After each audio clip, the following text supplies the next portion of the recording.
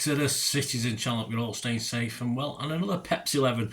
I might rename it next season to Pep's Nowhere Near 11. Yes, because I've not done very well the last couple of games. But we keep trying. God loves a tryer, doesn't he? So, yeah, I do try, that's for sure. We're going to look at City versus Villa. Turned into a really big game. 22nd of April 2025. It's not just a Pep's 11. We have a little look at how Unai Emery's Villa are doing as well. Interesting. With the last 2 or 3 games, we're playing teams that have come into a little bit of form. And same with Villa, despite a bit of a letdown in the Champions League, they're still in some good form. So we'll have a look at how they've been doing, how we've been doing against them in the past, and what we're likely to do against them on the 22nd of April, match day 34, of course. I'm recording this on the 20th of April, so I don't think there was any injuries yesterday from what I could see, or obvious injuries anyway, from yesterday's game against Everton. So all facts and stats are true as I know them at this time, so bear with me on that, guys. We'll try and pick that 11 and have a look at Unai's boys. Let me know your thoughts and score predictions as well, guys. That'd be absolutely wonderful. This is on Sky Sports, so you can watch it on there legally, which is always nice when you can watch a game legally. A lot of games we can't, unfortunately, in this day and age, which is absolutely pathetic here in the UK, the home of football, of course. I will be there, so if you do spot me, just come up and say hello. It'd be great. Fantastic. Right, Villa's last 6 in the league. Yes, they've done pretty well, haven't they? Of course, going back in time, they lost at Palace 4-1, but since then it's been sort of uphill apart from the Champions League. They beat Brentford away 1-0. They beat Brighton away 3-0. They won at home to Forest 2-1. They beat the Saints away 3-0. And of course, yesterday, as I'm recording this, he had a good victory over Newcastle, though most people were wanting Newcastle to win that for obvious reasons. Add to this a trip to Wembley coming up, of course, like ourselves, to play Palace. And they were, of course, very brave in defeat when, despite beating PSG at Villa Park, they bowed out of the Champions League on aggregate. PSG just don't travel well. You just got to try and stay in the game at their place, and you can always beat them. We've always done pretty well, haven't we? But I just don't think they're very good at travelling, PSG. But we'll see how they do in the next round. Anyway, but they bounced back to stuff the Geordie boys, so they've regained a little bit of momentum. So they sit 6th at the moment. The form has been really good generally, and they'll be trying to promote themselves above City, of course. Beat us, they'll leapfrog us above us. And they want to grab another go at the Champions League. So there's a lot riding on it. It's just as important to them as it is to us. They're running after City. They've got Fulham at home.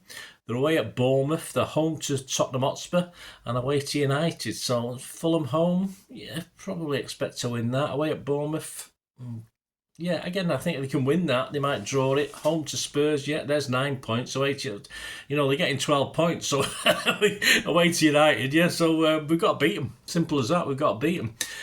Last time out, of course, that Villa-Newcastle game on the 19th of April. A first-minute goal set them up nicely on the way, though Newcastle did pull it back before half-time. So, despite having more possession, Villa dominated the Newcastle had more possession, but Villa dominated the stats overall. And they kicked back into gear 20 minutes into the second half, and by 30 minutes into the second half, it was all over at 4-1. So, a good victory for Villa. And, as I say, the momentum's back with them after that. Disappointment. It was a victory. The disappointment over PSG, of course. Away from home, yeah, it's not too bad, the record. They played 16, won 7, drawn 2 and lost 7. They scored 22 goals, but they let 27 in, so got a -5 figure away from home, and they average 1.44 points a game.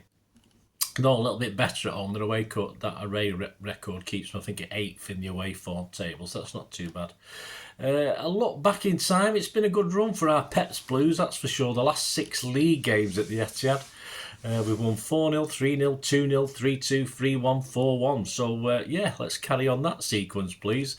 You have to go back to the 28th of April, yes, so almost 18 years ago, near enough to a week or two out, to the last time they won at ours, at the Etihad, 28th of 4th, they beat us 2-0 that day. They did beat us in the League Cup, though, in 2012 as well, but our record, as you can see, has been generally excellent at home. And no win for Villa since Pep took over. So let's hope that continues. But Villa, of course, have everything to play for, as I said, and this is going to be a tough one for City yet again. Is it the toughest of our last 5 games? Possibly, although things like Fulham away don't instill me with confidence. So we've got to win this, haven't we? So that means Pep's 11 needs to win this, and we've got to pick a Pep's 11 expected to do the job. Of course, if you look at the team and squad against Everton, that not everyone was overly pleased about. I think the substitutes made the change. I think I was listening to LB and he was stating that Pep came for a sort of keep it tight and nick a 1-0. Not really Pep's philosophy, is it? But he might be sort of right on that. And of course, the substitutions, although didn't look staggering at the time, paid dividends, didn't they? So, yeah, the team and squad against Everton. Ortega, Nunes, Diaz, Gvardiol, O'Reilly, Nico. Is that Gonzalez? Yes. Sorry, get rid of Nico, call him Gonzalez. Gundo, De Bruyne, Savi, Bernardo, Marmoush. On the bench, Carson, God help us. Kovacic, Grealish, Doku, Akanji, Kusanov, Foden, Lewis and McAtee. Shoe-ins for me, for Villa, after that Everton game. Of course, if Edison's still knackered, it's got to be Ortega, of course. Diaz, Gvardiol, O'Reilly, Nunes. No, not Nunes, I'm only kidding. Diaz, Gvardiol, O'Reilly, Nico and Marmoush. Am I sort of shoe-ins? That's what I just don't think there's any way around those guys playing. So I said Nico there again, didn't say Gonzalez, of course. So Ortega, Diaz, Gvardiol, O'Reilly, Gonzalez and Marmoush. So I think they're going to start again. I don't think there's any doubt. Off the bench, you may fancy starting Kovacic after his late cameo, of course. And I preferred Kovacic to have started this game anyway against Everton. Doku, of course, rather than Savi. Savi likes to play up with Haaland, doesn't he? With no Haaland around, surely Doku has to be the way to go. Foden, looks okay, didn't he? He was pushing old Nico into the crowd, so he's physically all right. And Akanji's back, but it might be a bit early for him, mightn't it? I mean, could he move Gvardiol back to left back to accommodate Akanji in the centre? Is he fit enough anyway? Probably not. I don't think that's probably the way he's going to go. And he surely can't drop O'Reilly. But if he did, he could move O'Reilly further up the pitch, cause more problems. Looks like he doesn't fancy Kusanov, doesn't it? Right back already, where if Shampoo Gate is to be believed, but who knows? It wouldn't. I don't know. I can't really say anything about that. It's just too unbelievable. And who knows what's planned with Foden? As I said, he looks okay. But we haven't got a clue, have we? So, yeah, I'm going to base this on what we know at the moment. Try and keep most of that team together that did a reasonable job against Everton. And obviously a couple of the players here I'm going to put in, we're just relying on them to relive old memories like KDB. So this is my 11. Let me know what you think, guys. Let me know your starting 11 would be. I'll have to go Ortega unless Edison suddenly is fit again. I'm going to stay with Nunes. Could easily put Kanji at right back, couldn't you, as well, I suppose. But I'll stay with Nunes for now. I don't think Lewis will sneak in it. Diaz, Gvardiol, keep that partnership there. Just keep O'Reilly on the left. In the middle, of course, Gonzalez. Pivoting and helped by Kovacic, I think, is more mobile. I want him right there rather than Gundogan, to be honest with you. And, of course, I'll give... How many games have we got left now? I've got to stick KDB in for his ability. Remember what he did in that famous 3-2 victory over him that time. Seems a long time ago now, doesn't it? Foden, I'm going to stick him in. I think he needs to do something now the last 4 or 5 games. I think Foden needs to get on that pitch and prove what a class player he is. And Doku instead of Savi and Marmoush. Don't think there's a lot of option up there, do you? He's not going to put that other young lad, is he? Whatever he's called, in that's for sure.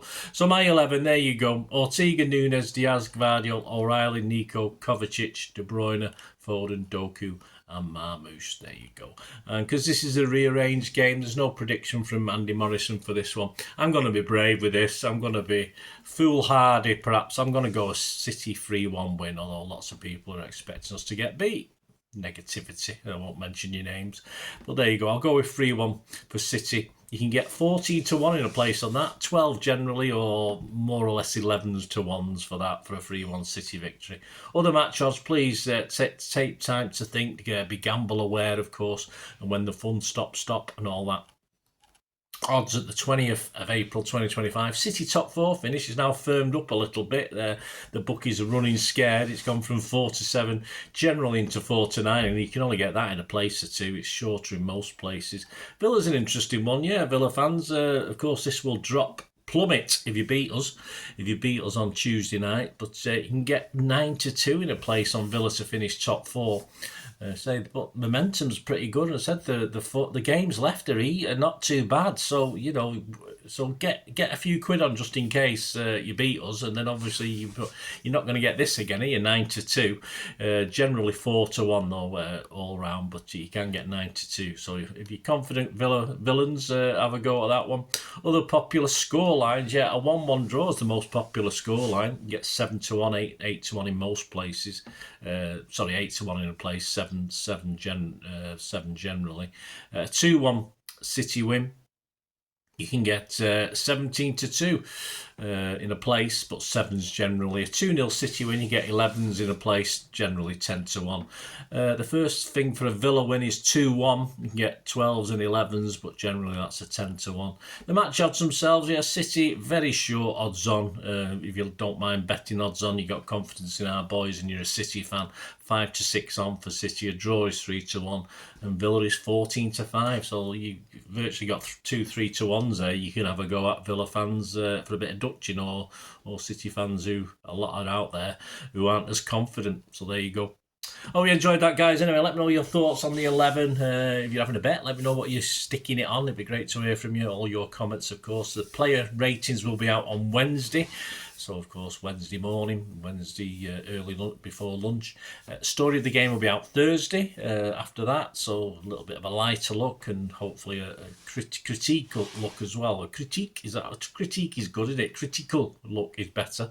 And also Pepsi 11, of course, for the visit. You've not got your ticket, you're not going down, but there's quite a few left as I'm recording this still. But there's lots of reasons, of course, why we don't sell out FA Cup finals, semi-finals at Wembley. I know lots of Blues are not going, who go all over the place with them, but that's City fans, isn't it? we always have our reasons, but there you go. Of course, the Pepsi 11 for the visit to Wembley, and of course the match up in Nottingham Forest, of course. So yeah, that'll be out on Friday for the game on Sunday. So hope you enjoyed this. Let us know your comments, let us know your thoughts. If you do like what I try and do on the channel, guys, I'm always after any support you can give me, and to find out ways of doing that, just keep watching and listening. I hope you enjoyed the feature, and yeah, if you can support me through the subscription, if you can subscribe, guys, that'd be wonderful if you've not already done so. We do actually have memberships at the moment, just 99p a month, so you get access to all my City stuff, including all the history vlogs, dozens and dozens not been published yet that you get immediate access to, and every time I do a edit and do a vlog, you get immediate access to it as well. So you can have a copy of scripts as well if you want any hard copy of the sort of things I do on matches and teams and managers and players, etc, etc. So if you can join the membership, that'd be wonderful. We do fine. And yeah, if you want to support the channel just by watching the ads, that helps. Watch the ads, let them play through while you just have to check your phone or something, let it play out.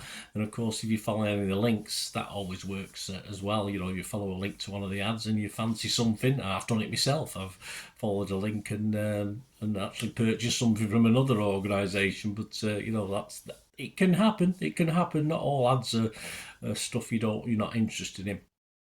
And of course, if you can give us a like, guys, that would be absolutely fantastic. All likes are much appreciated. Anyway, thanks for watching. Until the next time, of course, I only ever ask one thing, don't I? Please, I ask you all to stay safe, especially you Blues. Until the next time, come on, City. Bye for now.